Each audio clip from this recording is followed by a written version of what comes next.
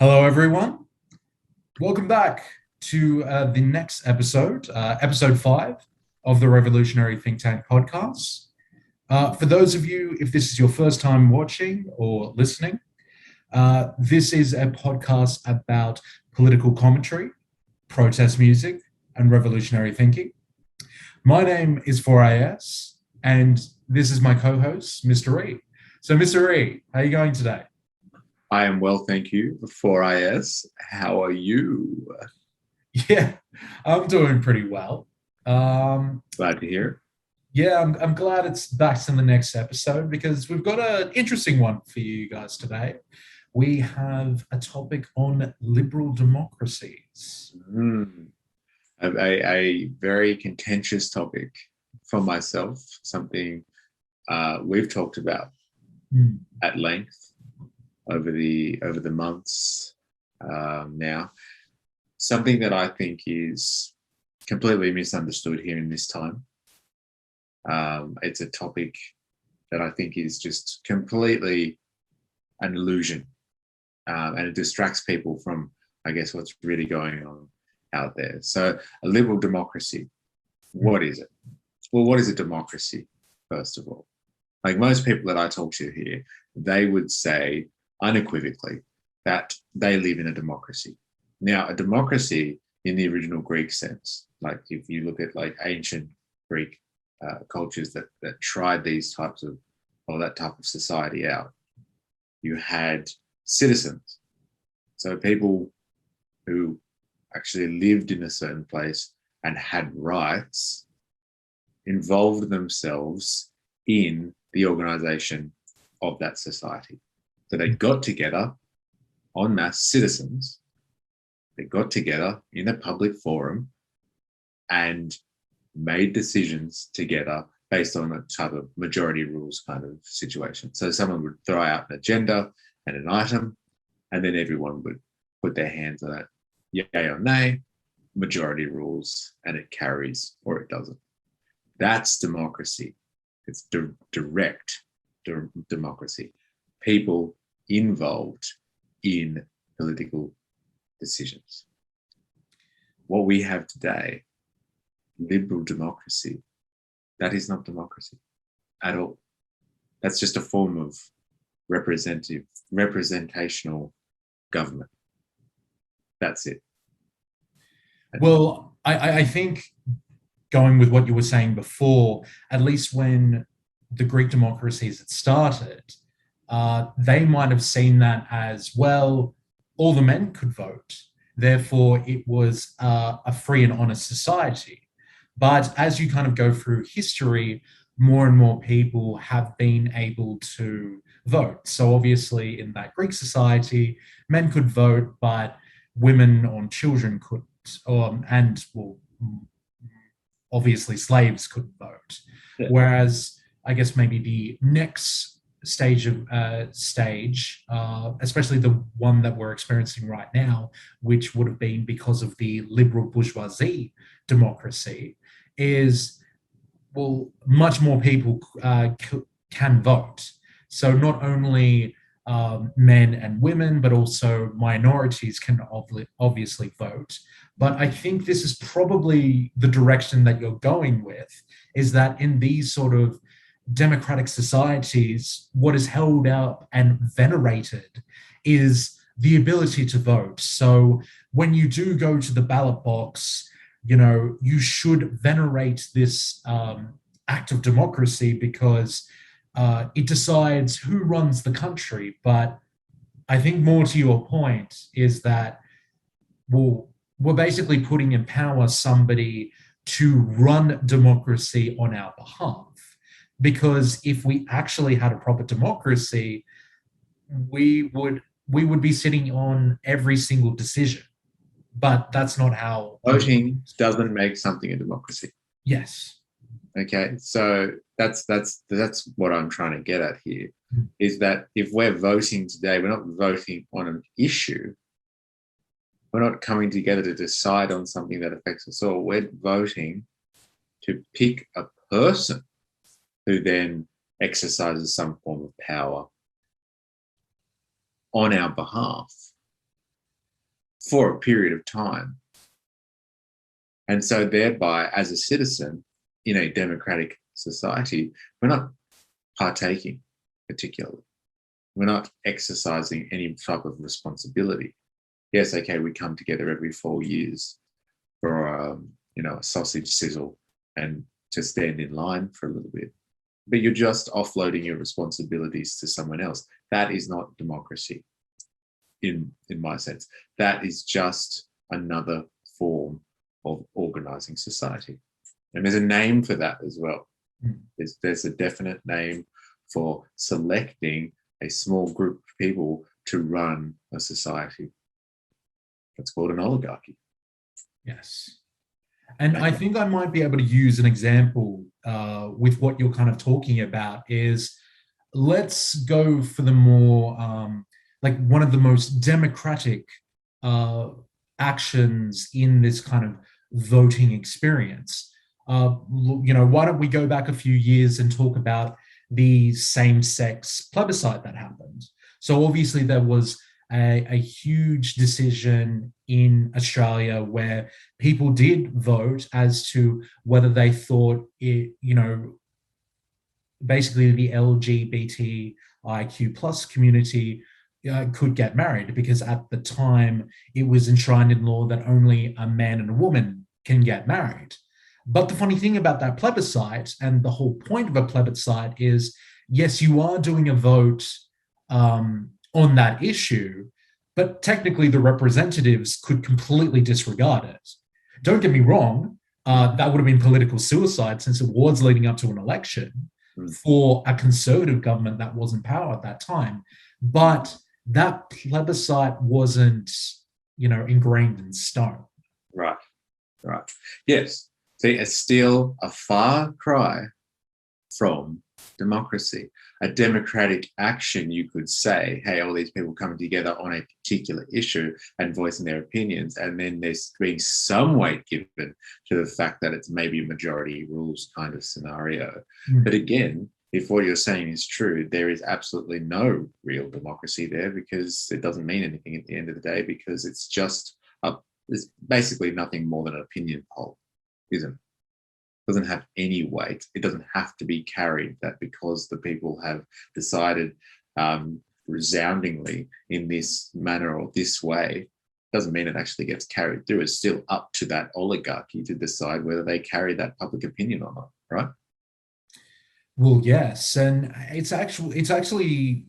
aligns with something that we can kind of segue into. This is, well, the difference between a representative in a democracy and a delegate in a democracy. Because the thing is, I guess, which is the point you're trying to make with the idea of, well, is representatives in a democracy, is that actually a true democracy? Because the thing is, when you vote in at an election a representative, not only are you voting that person in, whether it's a 3-year term, whether it's a 4-year term, unless they do something incredibly illegal, as in, though, to be honest, if you've been paying attention to Australian politics, maybe that doesn't even matter anymore. But theoretically speaking, let's say that they've killed someone. So, like, it's beyond a doubt they've done something criminal. Then, unless you do something criminal, the only way for them to, I guess, be taken out of that position is at the next election. So 3 years or 4 years later, they are voted out. So if they do not represent their electorate, you can't really do anything about it until the next 4 years. So theoretically speaking, you could have a massive scare campaign that you could say, oh, the other side is going to tax you to hell, and vote for us, we do the right thing. And if it's revealed after the election that everything you've said is a complete lie, theoretically speaking, as a representative, you could go, nah, can't do anything until 4 years' time. That's right. And they're stuck with you for the rest of your period. Correct. Which to me sounds completely undemocratic. And it's just me. Simple old mystery over here. But look, where does this all come from, though?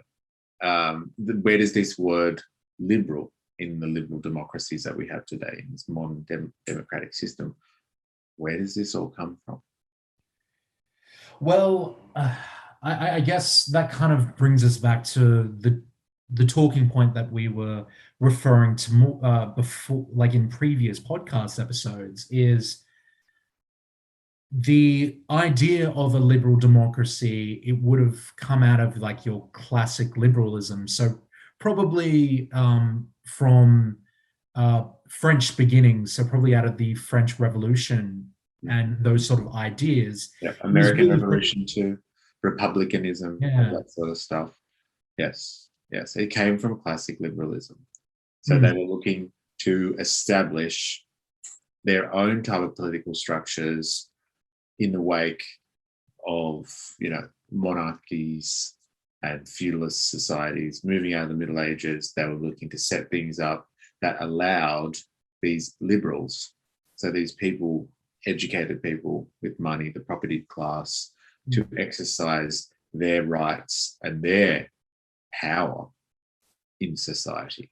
Because up until that point, they kind of didn't really have anything in law in order to back them up and to make sure that they could actually take a foothold of power and not really have that all arbitrarily taken that away from them by some king or some type of aristocratic class or something like that. And so they established these systems of government and called them democracies. They established parliaments with houses, a lower house and an upper house, with full of people that were representatives of their class. That's it. They didn't come together and make representatives of the people, the entire mass of the population in a given country, its citizenry. No. In these liberal democracies, when this idea first came out, the only people that were able to vote, to have some type of representation, were people with property from this liberal class. It doesn't matter if you were male or not, or a free man or not, or whatever.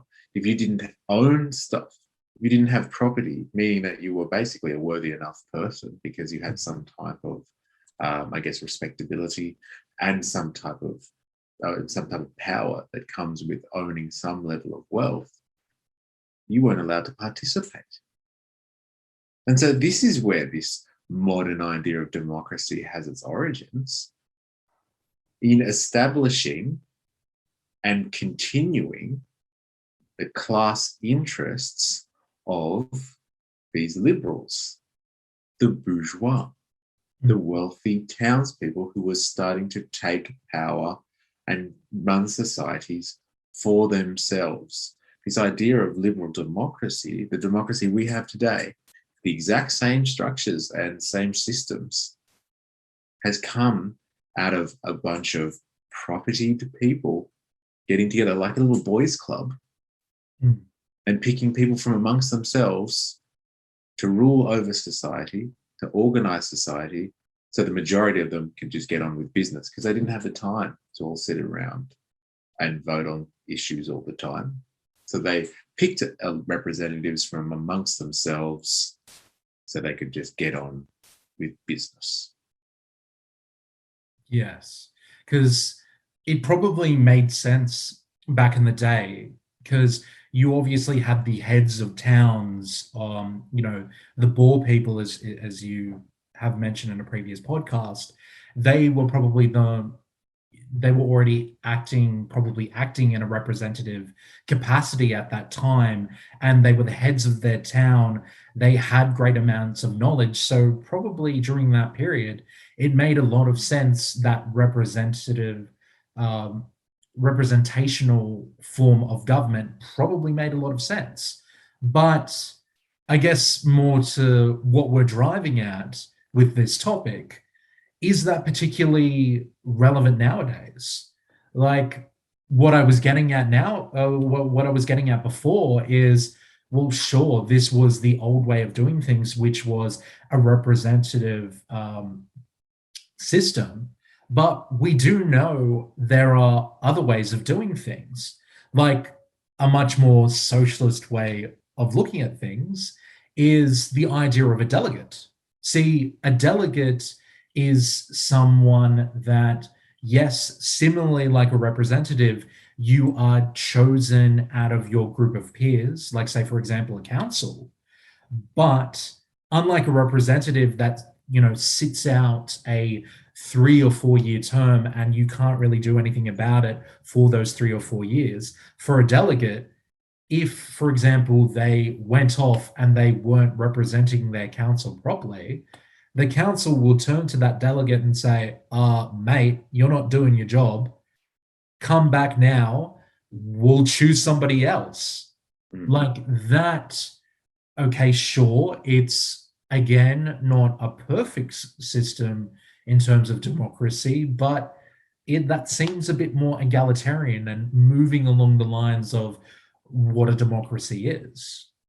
Well, much more democratic in its style, I Hmm. would say. Yes, yes. If it is in the true sense that it is the people, the citizenry, the lay person that is selecting the delegate, and they have total, well, movie reference, they have total recall. They can actually recall this delegate as a collective if for any reason that they're not living up to their task or living up to their duties. Hmm. And it doesn't matter how long they should be serving for, and they don't have to serve for a set period of time, and they actually can bring them back if necessary. That seems a lot more democratic to me than just having representation and having people have to fill out their term in office. But the real thing that gets me with this whole representational system is the way that it's set up as well. It's not average people that run Hmm. for office. It's not average people that run and become representatives. Yes, okay, the system is set up to allow that. Hmm. Fine. Yes, people can work miracles and somehow become some type of independent, or if they rally enough support, they can form their own party. But a lot of these systems across the Western world, across all the liberal democracies that are out there, you can't even really run for office and become a member of parliament and therefore take any serious type of power and roads to make any formal change unless you've got support of an actual party, a political party, and you're a member of a political party. And like I'm not sure what the numbers are, but I believe in a country like Australia, if you actually want to form a political party, you'll have to have so many people that are members. Probably, let's pick an arbitrary number here, like 1,000 members before you can run as a party in politics.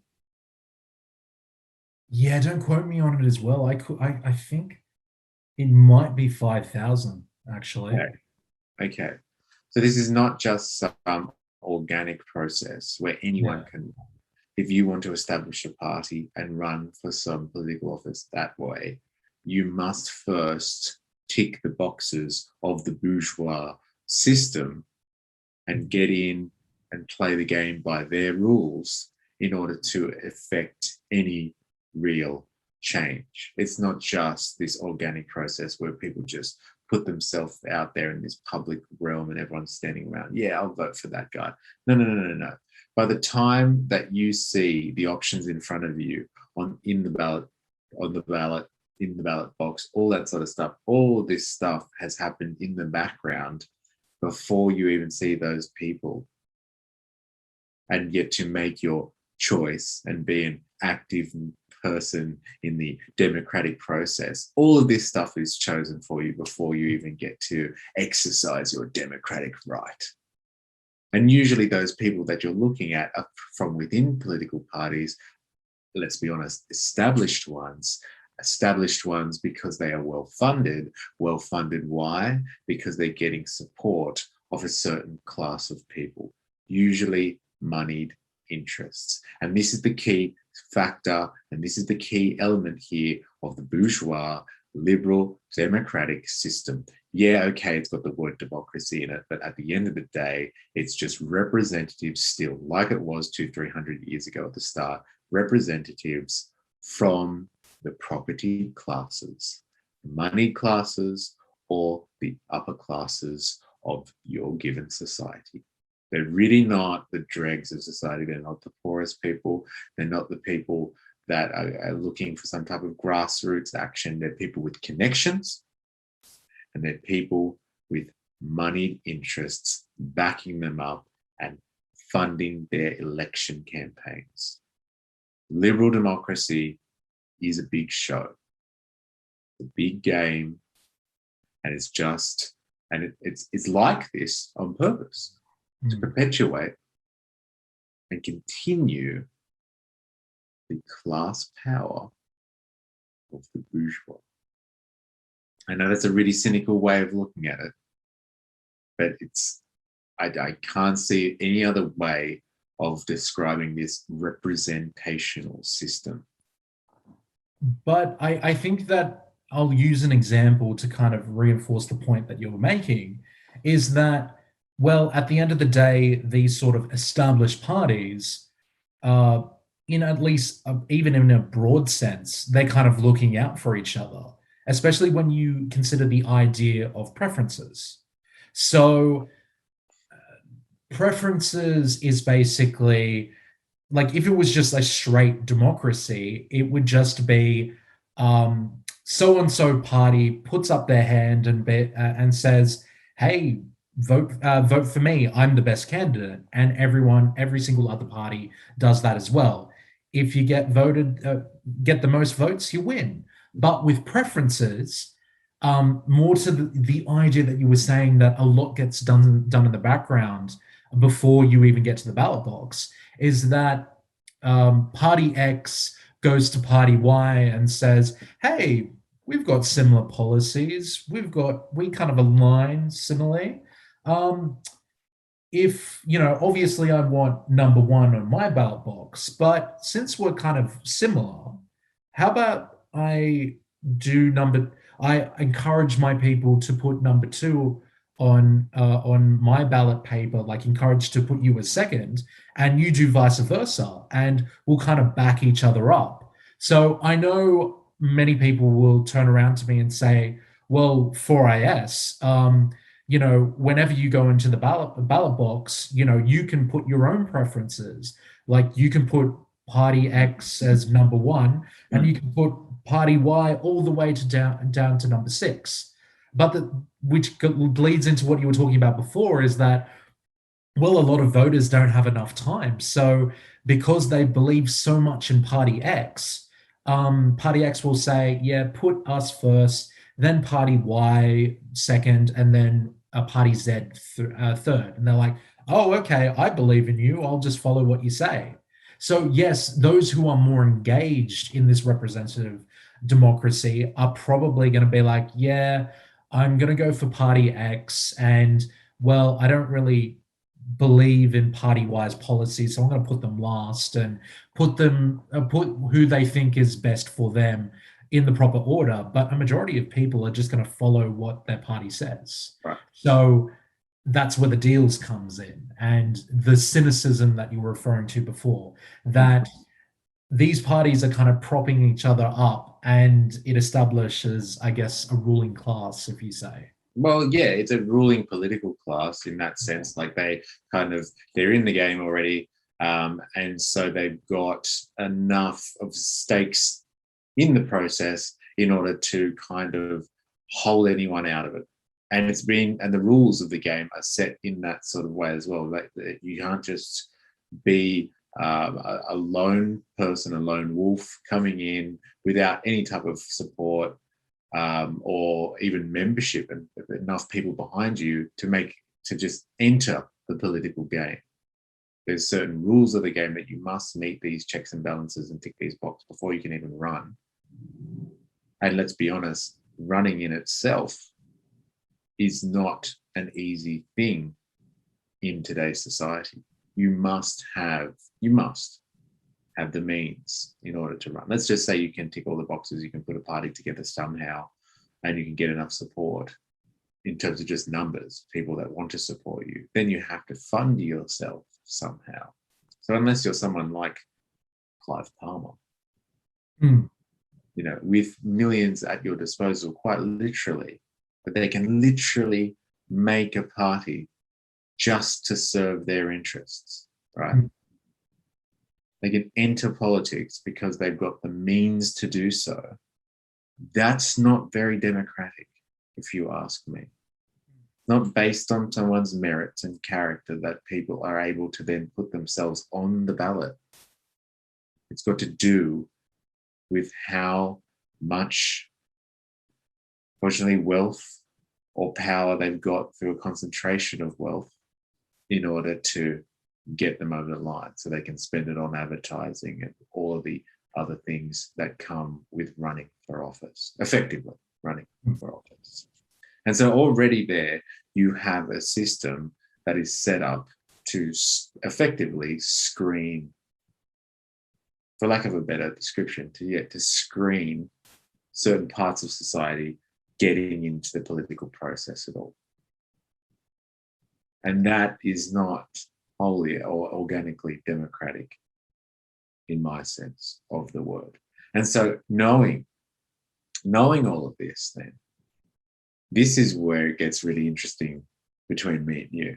Yeah. My cynicism in process has led me very much to discount the process.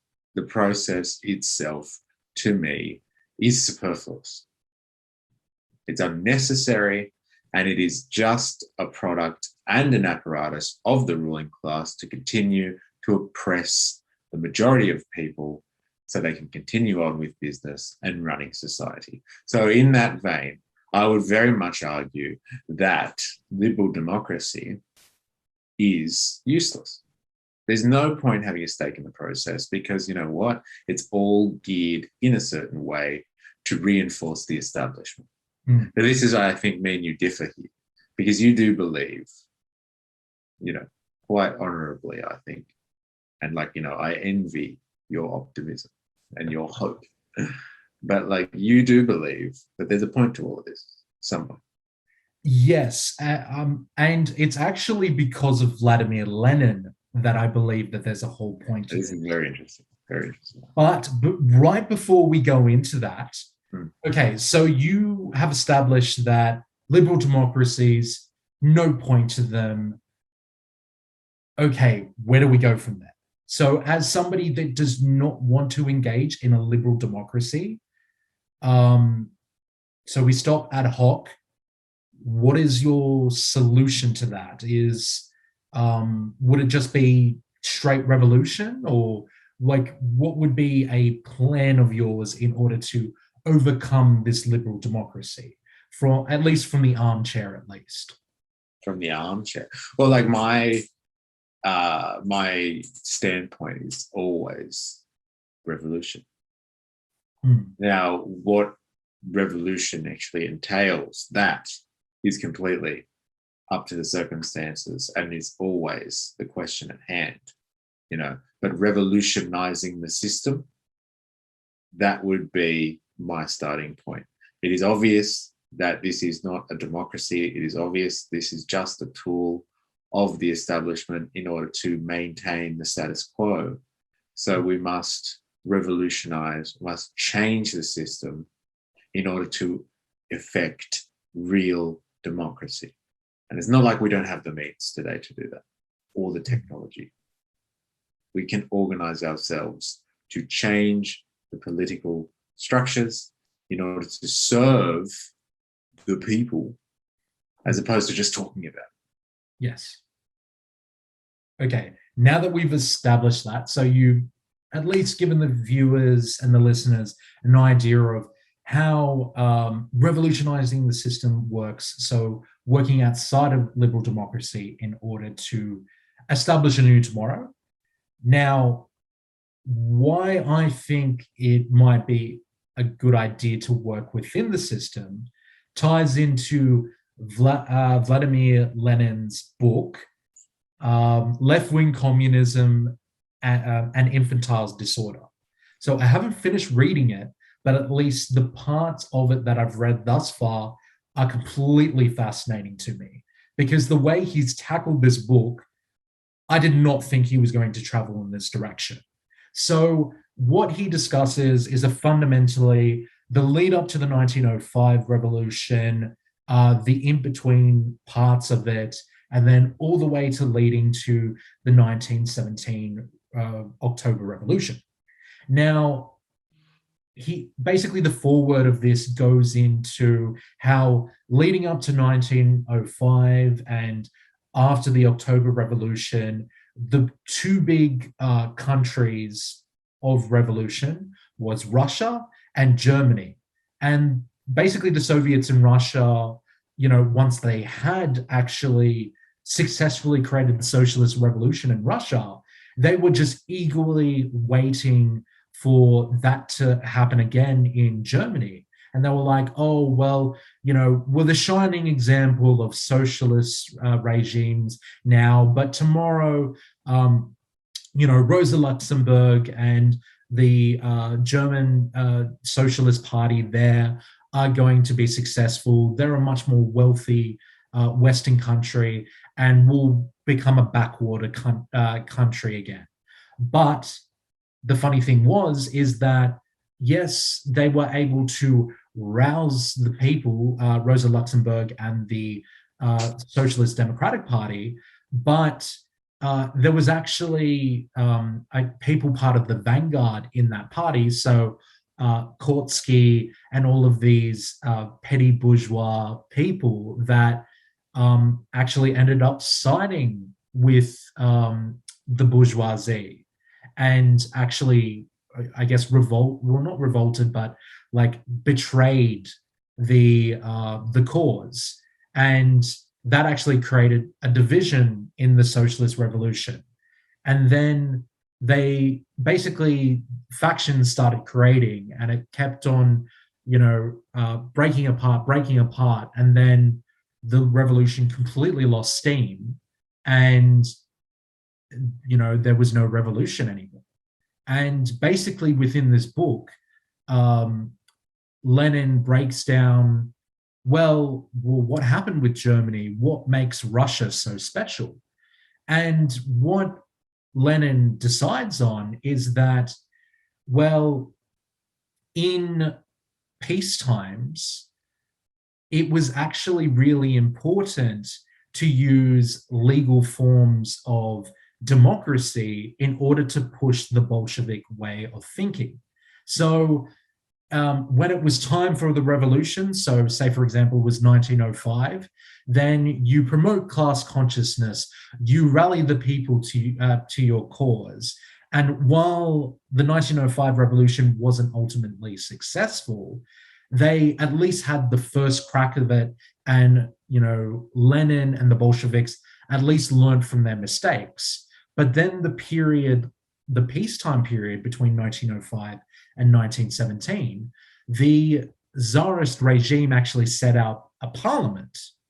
And in the parliament, there was very limited powers, and, a lot of people were calling it a sham parliament. But what was interesting is you would think Lenin would be like, oh, it's just a sham, just like leave it alone. But the funny thing is that he went to the Bolsheviks and said, no, we have to participate in this. We have to tell people this is what the Bolsheviks are about. It's about promoting class consciousness. It wants equal rights for the proletariat. And it, attended and it pushed its ideas. And it kept, its papers, because it had its own paper. And it kept the ideas in the public consciousness of what the Bolsheviks were about. So this is where they built the Soviets. They were educating people, and they were using these legal means in order to, when the 1917 revolution came about, and the illegitimate ideas of rallying the people for a revolution, that was the reason why the revolution happened, because Lenin in this book reinforces that not only is it really important to promote revolutionary ideas of rallying the people, but it was also really important to get the reformists on your side, to get to at least establish the vanguard so the people understand your cause and are able to go along with the vanguard. And this is where the idea of the I think it's called the not the People's Front, but the Unite. That's right, the United Front. So Lenin establishes after the 1917 revolution this idea of the United Front, where it's almost like a Sun Tzu art of war of thinking. It's in peace times you use peacetime tactics. In revolutionary times you use revolution tactics, and you use the means that you're at your disposal in order to get what's done. So play the game that's in front of you. Yeah. And it's like these sort of ideas that have influenced me in the sense of, well, maybe it's important to get involved in liberal democracies, because you can promote these sort of ideas. Like, obviously not slap people in the face of, let's start a revolution right now, but go to them and be like, oh, well, are you actually considering the workers in this? Well, that doesn't sound like a very trade union thing to do. Or what do the workers think? And influence ideas that are very revolutionary. And say, for example, if a certain conservative person gets into office again and people all get pissed off about that, maybe people start to get a bit of revolutionary thinking going. I could be cynical here, but who knows? Yeah, okay. So, yes, you can work within the system to poke the bear kind of thing. All right, fine. But there's two scenarios that I see coming out of there. Now, for all the listeners out there that aren't acquainted with what we're discussing here, social democracy was this huge thing, especially in Germany and Europe. At the time of the Industrial Revolution, you have, universal suffrage happening. And so people are getting the vote, as in not just the property class, like we were talking about before. You actually have everyone who's a free person, or everyone who's a citizen and a man being able to vote. And then later on, you have all women being able to vote too. So you have, for the first time, the masses of people having some voice politically. I'm not going to call it democracy. I'm not doing it for IS. Right? So you have people having a voice politically. They have a chance with a little token to say where they want their power, their representational power to go. And so you have all these masses of people not just jumping on the bandwagon with existing bourgeois parties, liberal parties. You have them with these working class people with these, scary socialist tendencies, looking to put their votes into a party that might represent their interests. So you have these social democratic parties, which are basically parties, like socialist leaning parties, working within the bourgeois apparatus. They're forming a party. And at this point, because of universal suffrage, these parties are huge. They are basically, they're becoming, in Germany, they're becoming the biggest party in a liberal democratic situation, a parliamentary situation. So they have becoming the most powerful force to be reckoned with in politics at this time in Germany. And so, but you have to remember, these parties were established on socialist grounds, on social working people's grounds. They were established, like you're saying, to work within the system, to get kick goals and get wins for working people, fighting over the working day, fighting over proper wages, fighting over good working conditions, all that sort of stuff, right? But here you go. This is kind of the case in point with what I'm saying here. In Germany being a classic example of this, you have this massive social democratic party kind of thing, this huge force to be reckoned with that could really make some crazy change here. And what happens? It gets split between the people that remember their socialist origins and the other people that are just like, hey, it's pretty nice to have all this power. Let's just become a proper bourgeois party and just like work within the system. And you have this split here. And basically the people that, so lo and behold, work within the bourgeois framework and just want to make everything, work within that style of politics, they take over, and the socialist ones, the people that really have risen up and tried to maintain that original vision, they end up getting stabbed in the back and dying, literally, don't they? They literally die. Well, at least in Germany's case, because there was a massive massacre that happened at the end of it. Literally die. Yeah. Now, there's the other part of it, which what you're saying is after the first stab at revolution in Russia, the Tsar goes, all right, fine. I'll set up a little provisional government so everyone can just calm down a little bit, basically, right? Because everyone's quite angry. And so he's like, this will make people calm. I'll set up a little government. They'll think that there's a bit of democracy going on here, a bit of representation. They'll all be happy, that kind of thing. And so like he sets up this provisional government and people jump on board, like what you're saying here.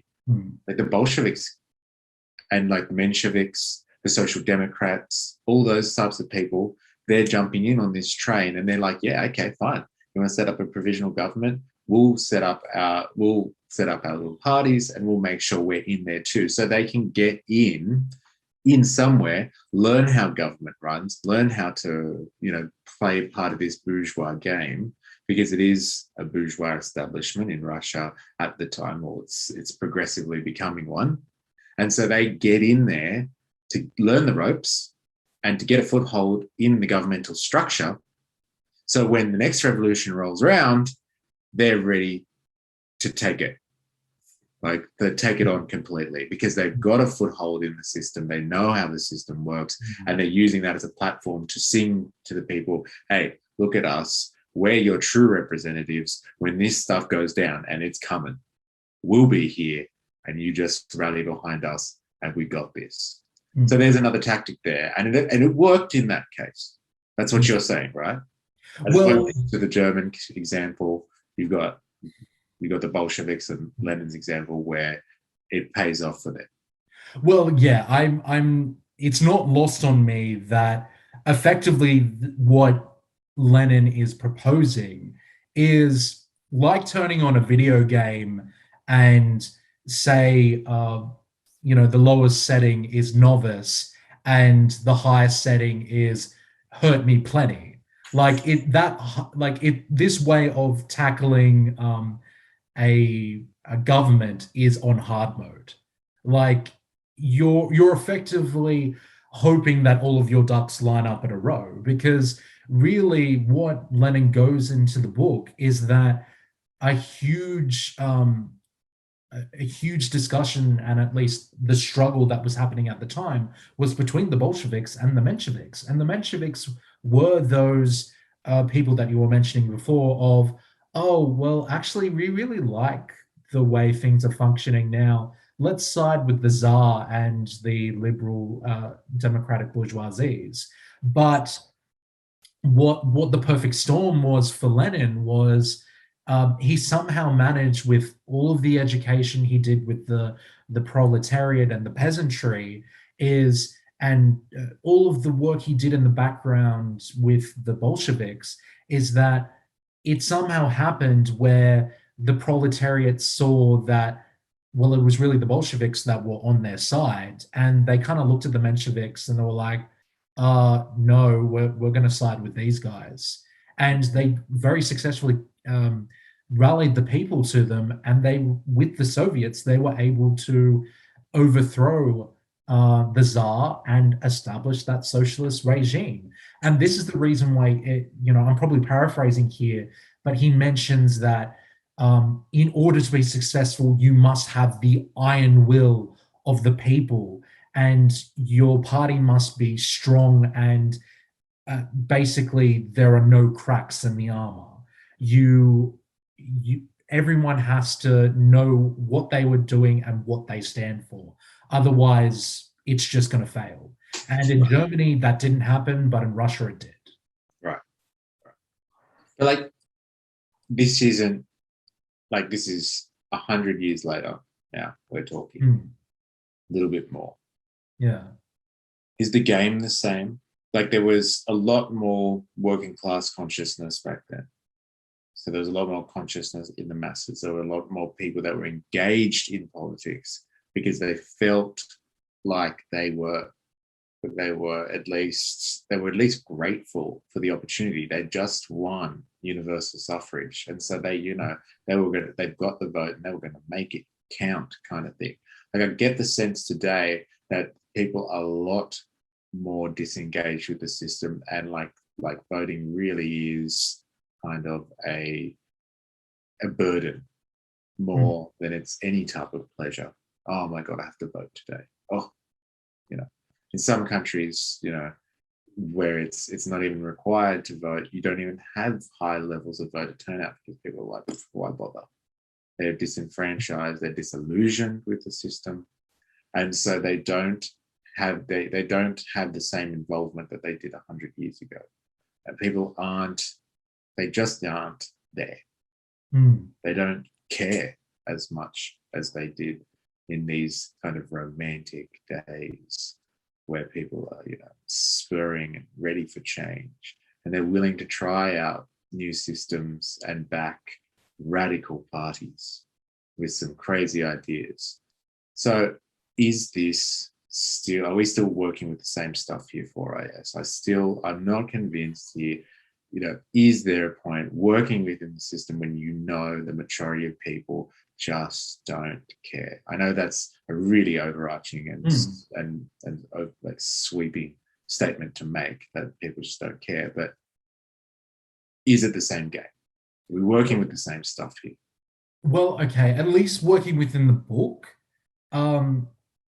Basically what you were saying right there, Lenin actually talks about in his book, is that the peasantry, the proletariat, before 1905, and they started their education, there were those kind of disengaged people. Like, he does talk about how people were quite used to the way things are, and oh, do we really have to change things? And he said the amount of work and the iron will that they had to put in was what kind of got them over the line. Is that just the way he was kind of describing things, I think would be quite similar to how people are disengaged nowadays. Right. And that kind of caught me off guard as well, because the way he was describing it, it's almost as if he picked up that book and dropped it into 2022. But also, I am cognizant of that, liberal democracies have been around for quite a while.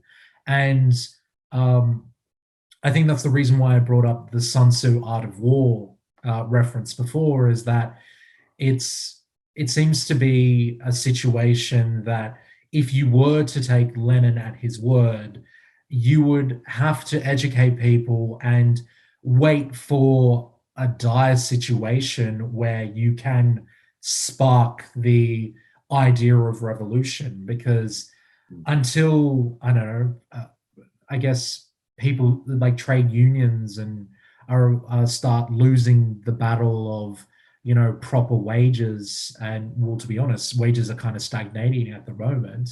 If for like decades, yeah. But like, unless there's just an extra level of hardship, probably a revolution won't happen, and you just have to wait for that right moment to strike. Right. But I think what's important at the moment is getting that level of education up. And this kind there's merit in, obviously, education. You got to make sure people are aware of what's going on, but there is merit on having a finger in the pie, a stake in the existing system. There's merit in it. It's what I'm hearing. Yeah, that's what I believe. Fair enough. Fair enough. I think we will have to continue this discussion as we develop and we move on and we learn more things. But I'll take it there. You've convinced me somewhat. There is merit to have a stake and to continue being involved in the process somewhat. Interesting. Well, we'll return to this because, for all I know, Lenin says all of this stuff, and then in the later part of the book, there's a massive but, and then it completely disregards everything that I've just been saying. So, you know what? Let's return to this because, for all I know, there's a massive but at the end of the last chapter. But yeah, I think we've had a good discussion on that today.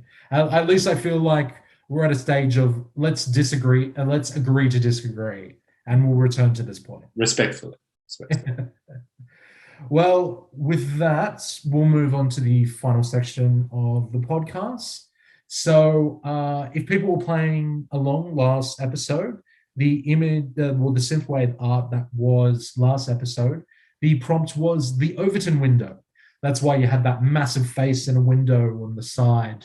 Probably Mr. E is showing it right now when he edits it. But yeah, that was that prompt.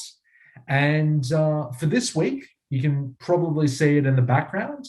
You have a few people in the front and another massive red flag, but that's draped on a massive skyscraper monument.